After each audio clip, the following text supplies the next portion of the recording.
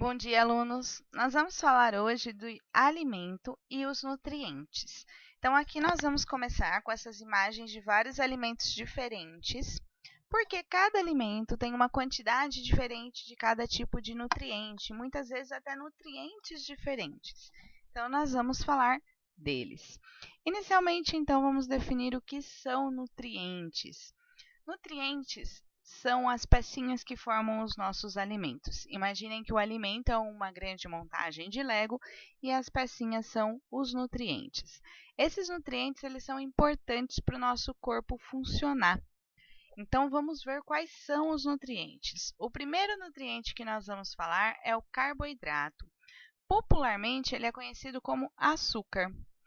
A função de um carboidrato é fornecer energia para o nosso corpo.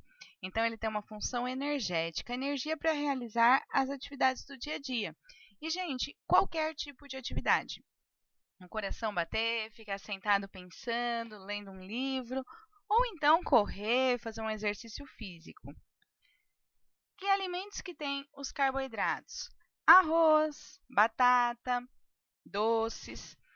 E aí vem uma curiosidade. Apesar de eu ter dito que popularmente carboidrato é chamado de açúcar, nem todo carboidrato é doce. Então, nós temos carboidrato em muitos alimentos salgados, macarronada, purê de batata, arroz, lasanha, são alimentos ricos em carboidrato. E nós temos um outro tipo de nutriente que são os lipídios. Os lipídios, pessoal, entre aspas, são as gorduras. As gorduras e o óleo. Então, são aqueles alimentos gordurosos. Quais as funções dele? Reserva de energia. O carboidrato é energia para as atividades daquela hora. Quando a gente não consome todo o carboidrato, a gente vai reservar isso na forma de lipídio. Então, quando sobra energia, isso é transformado em lipídio para a gente armazenar. Então, uma reserva. Se um dia você ficar sem comida e ficar sem carboidrato, você pode pegar a reserva de energia que está na gordura. Então, por isso que quando a gente faz muito exercício físico, a gente acaba emagrecendo, porque a gente gasta a reserva de energia que está na gordura. Ele ajuda a manter a temperatura do corpo. A gordura é um isolante térmico, então no frio, quanto maior a camada de gordura, menos frio as pessoas sentem, elas têm essa manutenção da temperatura. E ela forma estruturas importantes para o nosso organismo. O lipídio ele não é o vilão simplesmente, ele também é necessário. Então aqui, ó, gente, eu tenho duas imagens. Essa daqui de cima é uma parte do neurônio e essa camada rosa é feita de lipídios. Então, são estruturas do nosso sistema nervoso. Sem ele, o nosso sistema nervoso não funciona. E aqui nós temos a camada que cerca uma célula. Então, toda a nossa célula, que são as pecinhas que formam a gente, elas são cercadas por uma membrana. E essa membrana tem essas pecinhas aqui, que são lipídios. Então, nós também temos lipídios que são essenciais para que a gente sobreviva. Aqui nós temos, então, a membrana, né? Nossa célula, ela tem uma membrana que cerca ela. E essa camada da membrana, ela tem isso daqui, ó, que são os lipídios. E eu falei para vocês que lipídio era gordura, era óleo. Qual a diferença deles? A gordura, aqui é uma curiosidade, pessoal, essa daqui é a fórmula química da gordura. A gordura, ela só tem esse risquinho aqui, ó, que a gente chama de ligações simples. Então, todas as pecinhas são ligadas, entre aspas, aqui, por um encaixe. Que pecinhas? Carbono. Carbono é necessário para formar lipídios. E o óleo é o lipídio que tem entre esses carbonos duas ligações, né, dois encaixezinhos ou três ligações. Então, essa é a diferença. E aí, isso dá uma diferença no quanto ele fica líquido, sólido. A maioria do óleo, pessoal, é de origem vegetal. Então, tipo, o azeite de oliva, Mas existem óleos animais, tipo óleo de baleia, antigamente utilizado para a geração de energia. E a maioria da gordura é de origem animal, tipo a camada de gordura da picanha e tal, mas também existem gorduras vegetais que nem a manteiga de cacau.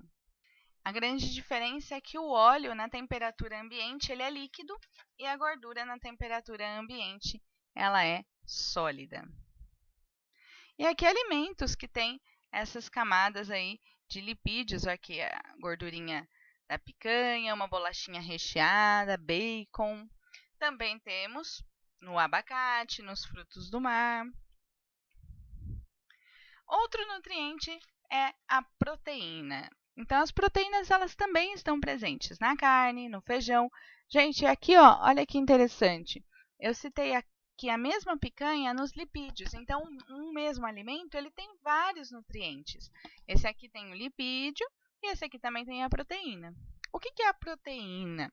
São nutrientes que participam da construção do nosso corpo. Eles auxiliam no crescimento e na formação de novas estruturas. Então, o que é formado por proteína? A própria membrana da nossa célula tem essas coisas roxas, que são as proteínas. Também temos proteínas para a coloração da pele e do olho, que são as proteínas chamadas de melanina. Nós temos proteínas que deixam os nossos cabelos cacheados. Nós temos proteína que forma toda a nossa musculatura e parede dos órgãos. Nós temos proteínas que aceleram os processos de digestão. Então, nós temos muitas coisas que as proteínas fazem no nosso corpo.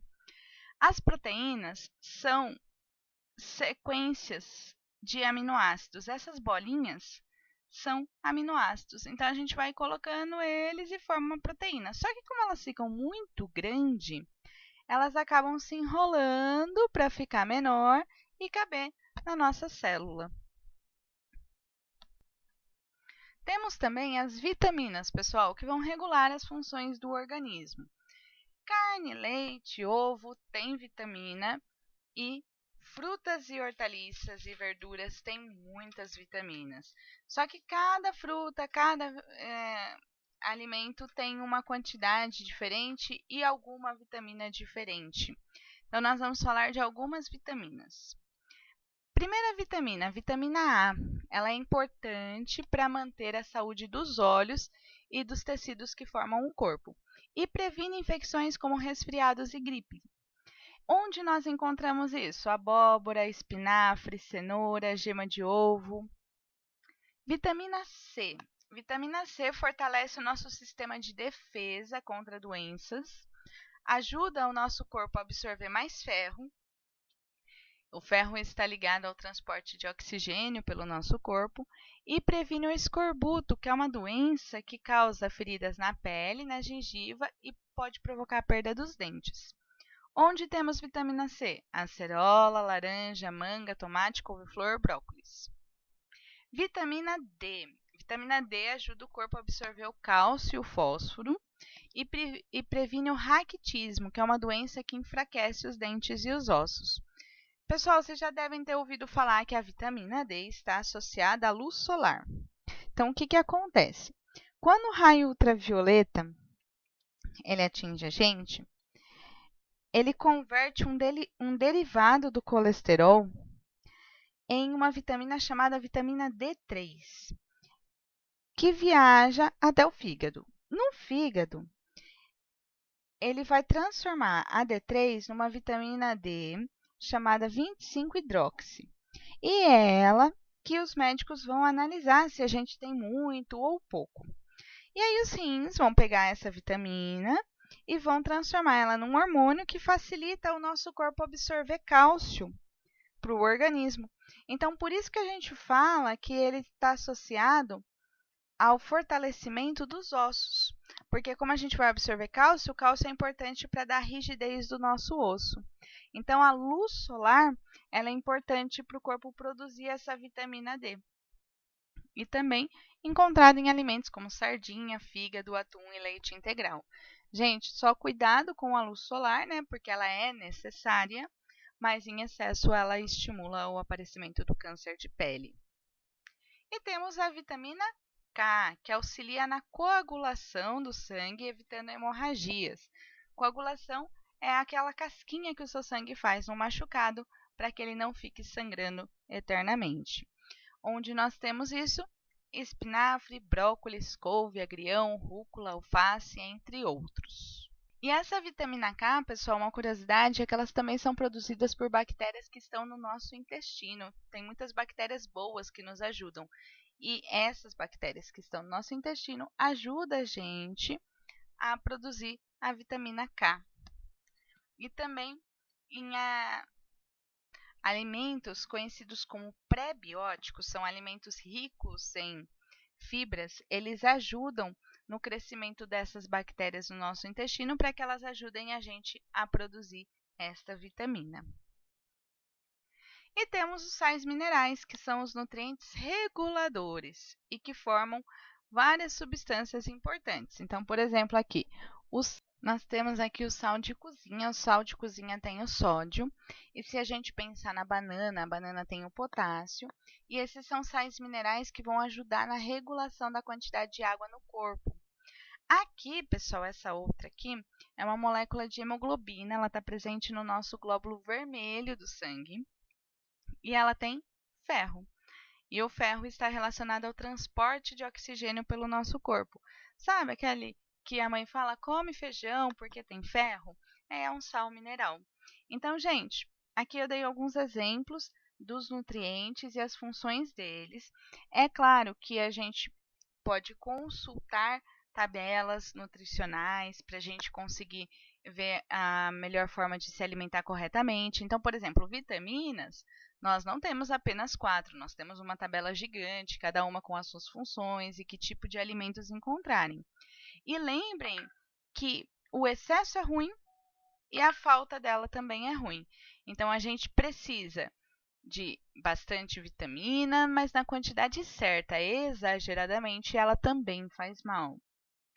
E por fim, a água, que não é um nutriente, mas garante o bom funcionamento do corpo. Nós já vimos que ela faz parte da composição do nosso corpo. Ela evita que a gente superaqueça, ela faz as reações químicas do nosso corpo acontecerem. Então, a gente precisa de água para sobreviver. E aqui, para finalizar, gente, um dos principais objetivos de comer é ter energia, não se sentir fraco. Mas cada alimento ele tem uma quantidade de energia diferente. E a gente expressa isso em calorias ou quilocalorias. O símbolo para calorias é cal e para quilocalorias é kcal. Uma quilocaloria é igual a 1000 calorias. E se a gente comparar os carboidratos, que são os açúcares, com os lipídios, que são as gorduras, a gordura ela tem maior quantidade de ligações químicas ricas em energia, então elas guardam mais energia. Por isso que eu falei que ela era uma reserva de energia. Elas guardam cerca de 9,3 quilocalorias por grama. Então, se a gente comparar aqui, ó, uma maçã de 100 gramas, ela fornece para a gente 52 quilocalorias. E 100 gramas de bolacha recheada fornece 469 quilocalorias. Então, por isso, né, balancear a alimentação de acordo com a energia que você gasta, de acordo com as suas atividades, porque se você comer mais do que gasta, ele vai guardar na forma de lipídios e daí engorda. Então, as proteínas e os carboidratos, elas fornecem cerca de 4 quilocalorias por grama e os lipídios 9 quilocalorias por grama. Pessoal, é isso, espero que tenham gostado e até a próxima!